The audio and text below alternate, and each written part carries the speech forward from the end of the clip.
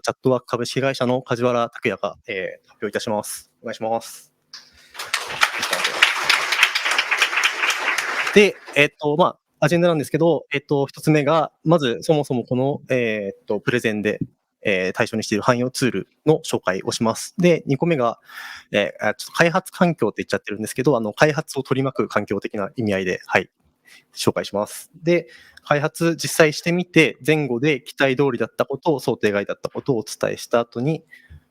実際に汎用ツール開発をした上で失敗したなってことと苦労したってことと、でもそれでも報われたことっていうのを、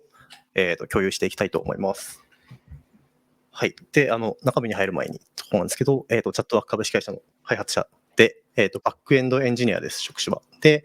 業務で書いた経験のある言語は PHP、Ruby、Scala、Rust をやってます。プチトピックは、そういうことで、はい、最近になって新しいポテンシャルを見つけました。はい。はい。で、今回発表して何したいかっていうと、他の会社さんがラスト採用する障壁を下げたいとかであったり、あとはラスト製の汎用ツール実装をする上で、得た知見というか、得た知見を共有したいのと、あとはちょっとこんなとこ苦労したっていうのもちょっと分かってもらいたい気持ちもちょっとありつつで、はい、来ました。はい。で、今回の汎用ツールで、ロッコルって名前をしてるんですけど、これの紹介をします。概要としては、文脈はイベントソーシングに関してで、それの RMU っていうのを汎用的に実装してます。これ何かっていうと、イベントソーシングだと、上流にイベント、コマンド側ってライト側の方に、イベントを発生させるところがあるんですね。で、それが作ったイベントをもとに、クエリで取られる状態を保存するための、リードモデルっていうのを更新していくっていうコンポーネントです。具体例を言った方がいいかなと思っていて、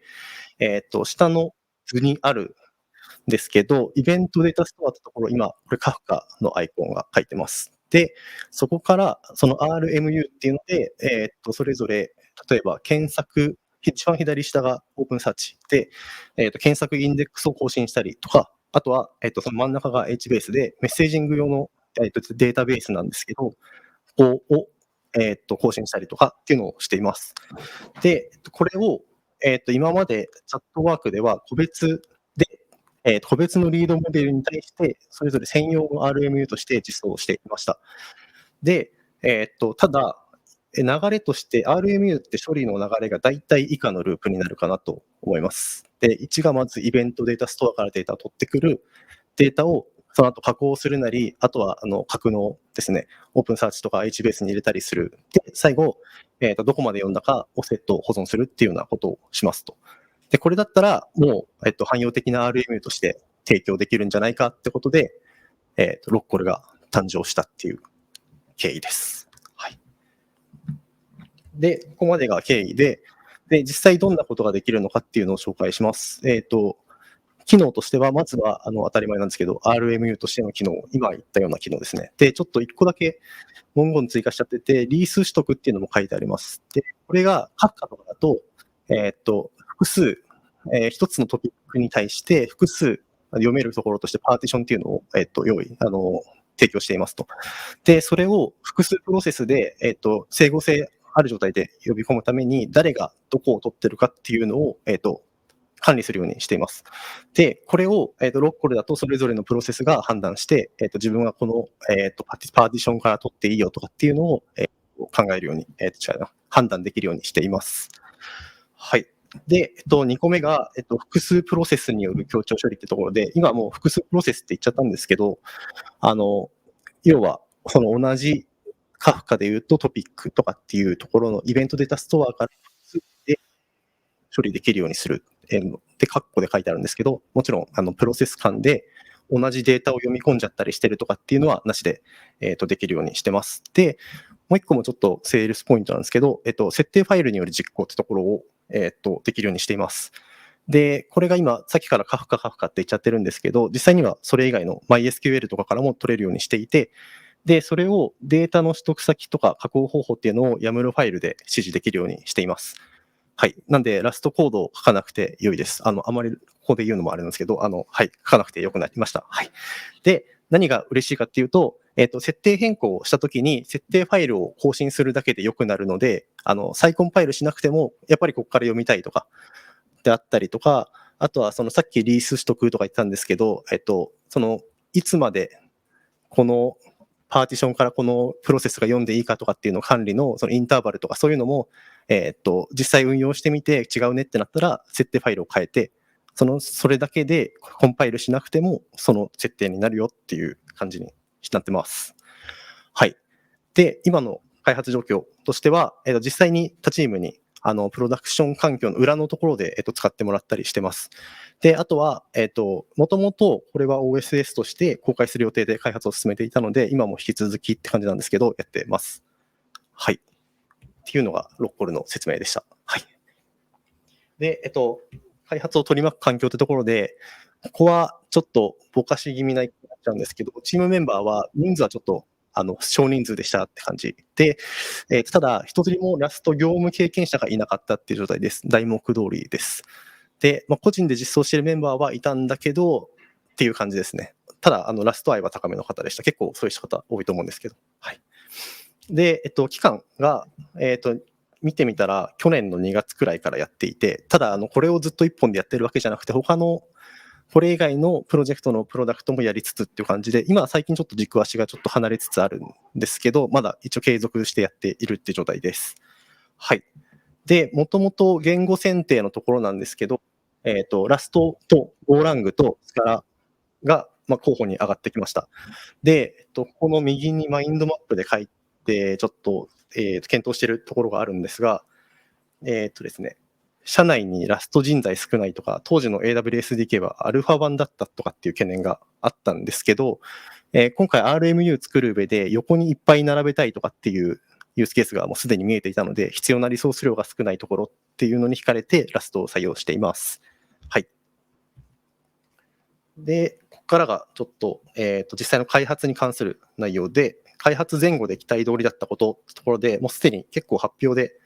言ってもらってますけど、コンパイラーに怒られる。で、クリッピーを実行するともっと怒られる。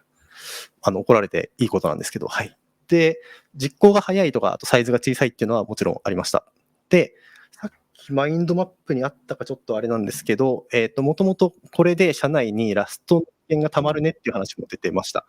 っていうことで、これによって社内でのラスト採用のちょっと後押しになるっていうところがありました。実際に、他のチームでちょっとラストを使ってやってみようみたいなところが、やってくれてるところがあるんですけど、その時のプロ本とかで見てると、プロの中に、実際にもうすでにこの僕らのチームでロッコルを開発した時の知見があるから、やってみようみたいなところも一つ意見として入れてもらっているので、はい、意味があったのかなと思います。で、ことで、巷でラストに関して言われているポジティブなことっていうのは、ほぼ当てはまってるんじゃないかなと個人的に思います。はい。で、開発前後で、今度は想定外だったことってところで、すごい字がいっぱいあるんですけど、まず、案外他チームのラストプロダクトへの抵抗感がそんなになかったところがあります。実際にその使ってもらっているって話したんですけど、他のチームからプルリクをもらえちゃったりとかもしています。はい。で、さっきまでの発表ですでに遅い遅いって話が出過ぎちゃった、出まくってたんで、ちょっと言うのもあれなんですけど、個人の感想だと、全部軒並み遅いわけじゃないかなとは思ってます。はい。ただ、もちろんこれ結局コンパイル値に何させてるか次第かなとは思っていて、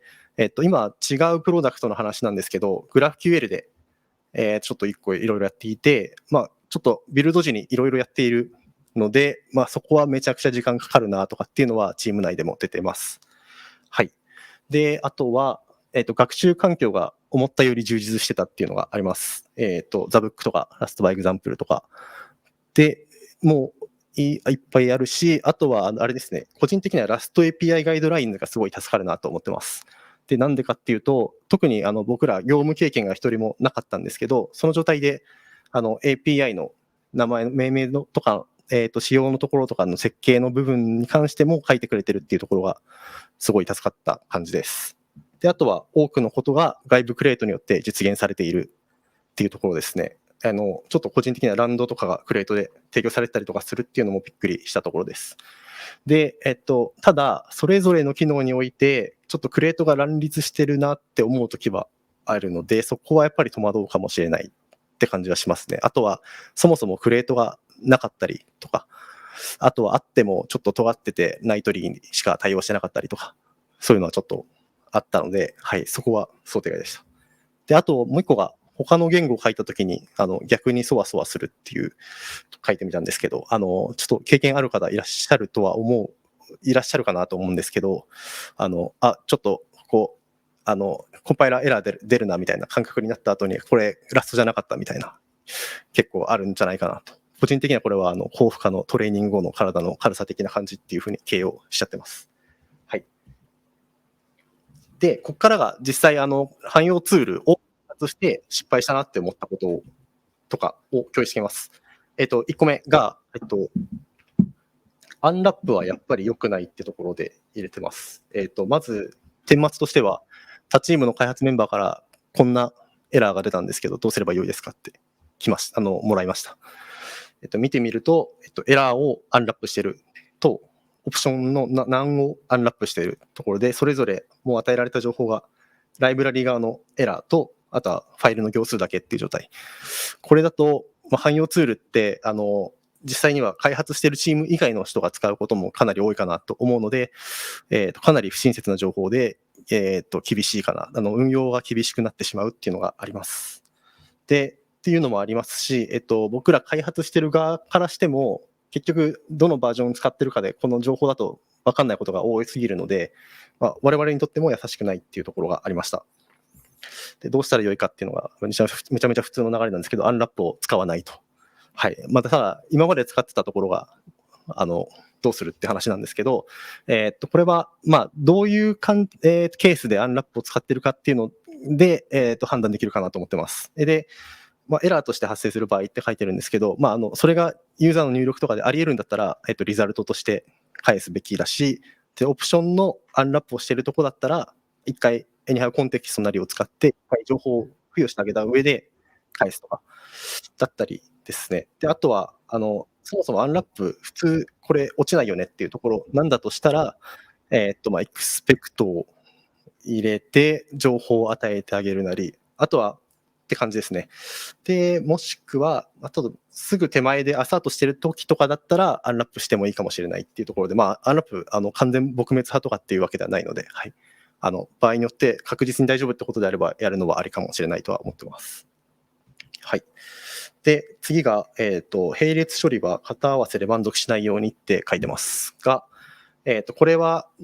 実際にデータ不整合ではないんですけど、データの処理が止まっちゃうようなことがあったので、そこも共有をしたいと思ってます。ロッコルだと、1プロセスから複数のその RMU 用のスレッドを立ち上げることが、できます。で、それぞれのスレッドが、自分がどこから読んでいいかっていうところの管理と、データの取得と、処理を行ってます。で、この時に内部の取得状況を管理するための変数を ARC の Mutex で持ってます。これがちょっといろいろと、都合が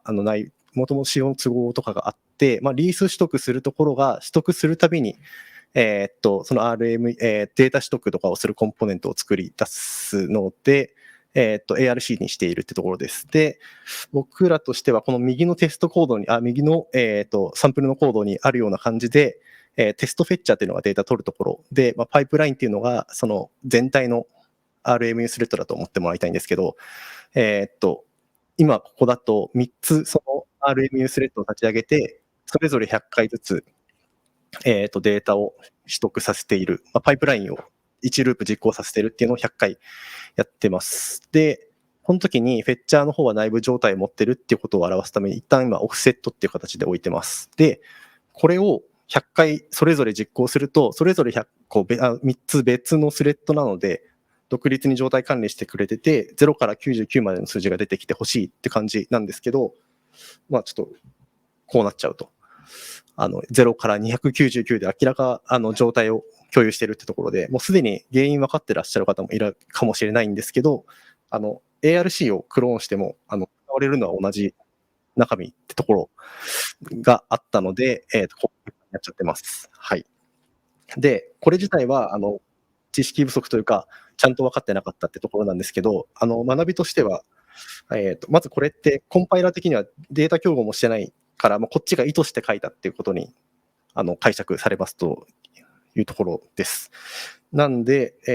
コンパイラーが通ったからって非同期全部大丈夫だねっていうのは全く当てはまらないってことで、はい。これ自体はどうしたらよいかっていうのは、スレッド間で共有しないものは、それぞれのスレッドでちゃんと作って、渡してねっていうところですね。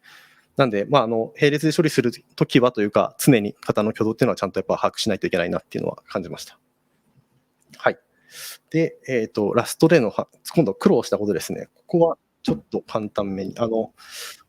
ですね、ロッコルだと、プロトバフファイルをもとにイベントデータから、gRPC のリクエストを組み立てて、さらに送信するっていう機能も、提供してます。で、これなんですけど、トニックが、チュートリアルとか見た感じだと、まず、プロトバフファイルがあることを要求していると。で、そうなると、ロッコルって、設定ファイルで好きに、ユーザーが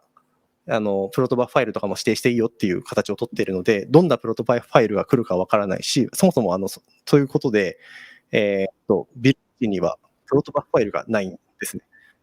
はい。で、そこをどうしたらよいかっていうので、ちょっと身も蓋もないんですけど、他のクレートを使うことで実装できましたってなってます。が、実際それだとしても、今、ロッコルがイベントデータを、もうイベントデータの方もどんなデータ来るか分かんないので、JSON として扱ってるんですけど、そのイベントデータから gRPC のリクエストへの変換するっていうのも結構辛かったので、学びとしては、動的な仕組みとラストを組み合わせるんだったら、ちゃんと以下の検討をした上でラストを採用できるか、プラス、実際すべきかっていうのを決めた方がいいんじゃないかなっていうことで、はい、書いてます。で、コンパイル時までにどの情報を確定しないといけないかっていうのと、あるんだったら迂回方法がちゃんとあるのかってところですね。はい。で、ここまで失敗とか苦労したことばっか言っちゃったんですけど、ここからは報われたことです。はい。イメージサイズがとても小さかったですっていうところで、バイナリーサイズの話はよく聞くんですけど、実際ちょっと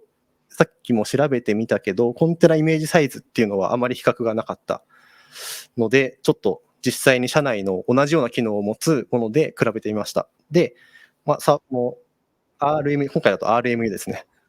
で、RMU の中でもメッセージデータを作成、更新する RMU と、これがスカラー製です。で、あとは検索インデックスを作成、更新する RMU。これもスカラー製です。で、あとは、今作ってるロッコルで比較してみたら、こんな感じで、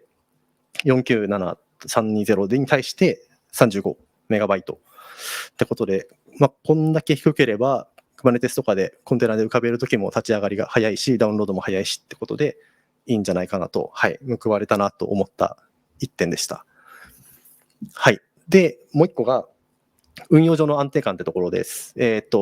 インフラメトリックスをちょっとプロダクションで動かしてるやつでもらったんですけど、こ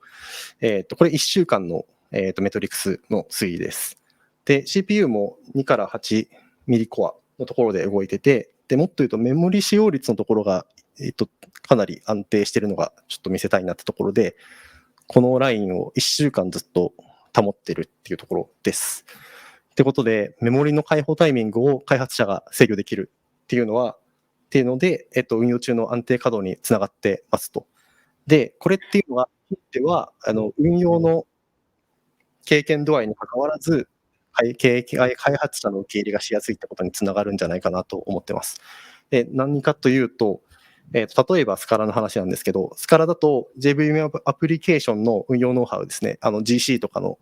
どういうふうに動くかっていうところを得得していることが望ましいんですけど、それって得得するには時間も経験も必要ってところがあります。はい。で、ラストだったら、ここに関しては、開発時にしっかりとメモリの制御を意識してやっていれば、出した後に、ここがメモリ使用率がガタガタになっちゃったみたいなことは、他よりかは少ないっていうのがあるので、ここは学習コストとかっていうのを、飲んででもやってる価値はあるかなと思っています。はい。ってことで、まとめです。はい。で、ラストは、業務経験がないメンバーだけでも実装できるよっていう学習環境が充実してるからってところと、採用するといろんな恩恵があるよってところで、パフォーマンス面と、堅牢なプログラム書けるっていう意味で、セキュリティ面。で、動的な仕組みと合わせると、もしかしたらちょっと複雑になるかもしれないねっていうところと、あとはアンラップの誘惑に負けないようにしないとねっていう、はい。ですね。これはもう次回の意味も込めて、はい、書いてます。あとはロッコルリリースしたら使ってくださいねってところで、はい。で、ちょっと最後、採用ページなんですけど、チャットワーク、いろんな職種を募集しているので、ぜひぜひ、はい、興味があればお声掛けください。ということで、本当に終わります。はい、ご清聴ありがとうございました。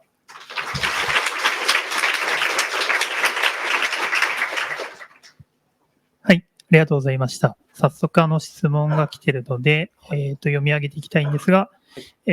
クレートの選択肢が複数あるときに、はい、クレートの選択はどうされていますか？今のところの基準を教えてくださいとの質問です。僕も結構基準、むしろ教えてもらいたい側なんですけど、基本はダウンロード数と、あとはもっと大事なのが更新間隔かなとは思ってます。はい。もちろん中身は見るんですけど、判断つかないときはそうしてます。はい。はい、ありがとうございます。で、続いてですが、ですね、はい、アンラップをどう使うなどの実装方針が、いろいろ、たまっていくと思いますが、チーム内でうまく共有できていますか？工夫があれば教えてください。共有ですか。そうですね。共有っていうのは、チーム内ではできてるんですけど、そうですね。チーム内ではできてますね。これは単純に、チームの大体のメンバーがロッコル開発してるからっていうところがあります。ただ、逆にチーム外とかには全くできてない、見える形で置いてないので、そこはなんとかしないとなって逆に思いました。なるほど。その辺はちょっとまだ課題ってことなんですね。はい。はい。そうですね。次が、ビルド時にドットプロトがないデータを取ってくるユースケースってどんなものがあるんだろうと思いました。ビルド時にどんなデータが来るかわからないと、中身にアクセスするコードも書けなそうで活用しにくそうとの質問です。具体的なケースを言うと、なんだろうな。上でイベントデータが入ってたりして、それを、なんですかね、下流に gRPC のサーバーがあるっていうのを想像してほしいんですけど、ですね、その gRPC サーバーどこに投げるかによって、どのプロトバファイルのそのリクエストの形式、なんですか、仕様を使うかって、わからないと思うんですけど、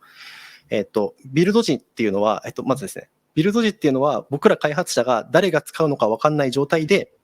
コンパイルして、コンテナにパッケージしている状態っていう形です。なんで、この状態だと誰がどんなプロトバファイルが使うかっていうのはまず分からないっていうのがあります。で、その上で、なんで、ユースケースでどんなものがあるかっていう話に関しては、ほぼ全てだと思ってます。なんでかっていうと、僕らは、Docker のイメージを、パブリッシュしている段階だと誰が使うかわからないので。はい。で、括弧のところが、中身にアクセスするコードも書けなそうで活用しにくそう。はい。これはどんなデータ来るかっていうのは、その使う人が分かっているはずなので、プロトバフファイルさえあれば、それを元にリクエストを作ってもらって、指定したサーバーに投げてもらうって感じになってるんですけど、ちょっと後半回答になってるか怪しいんで、もし違ったらもう一回ちょっと追加でお願いしたいです。はい、ありがとうございます。そうですね。では、次を最後の質問にします。生産性に関してです。初めて利用する言語だと、初回リリースするまで時間がかかるかなと思ったのですが、特にスケジュール周りでステークホルダーとの期待値調整などはうまくいきましたかとの質問です。ここに関しては、ステークホルダーの声がそこまで強くなかったっていうのがあるので、そこはあんまりなかったですね。ただ、生産性に関して、初回リリースまで時間かかるのかなっていうのは、そうですね。ちょっとすみません、ここあんまりちゃんとした回答できないんですけど、そもそもそこまで期待値調整とかは強くはやってないと思います。ですかね、なんかちょっと小さく始めれるところを狙って、始めていったので、あんまりそのステークホルダーとの調整も、特に必要なく、スムーズに入れれたみたいな、ね。そうですね。なんていうか、僕、開発者なんですけど、PO の人はまた別にいて、はい、もしかしたら PO の人が結構裏でやってくれてる可能性はかなり高いんじゃないかなと。なるほど。じゃあ、ノウハウとしては、良い、コワーカーを見つければ、いい感じに導入できるだろうっていう回答になるんですかね。はい。それはまさしくその通りです。すいません。ちょっとそんな回答です。では質問は以上としたいと思います。改めて大きな拍手お願いします。ありがとうございました。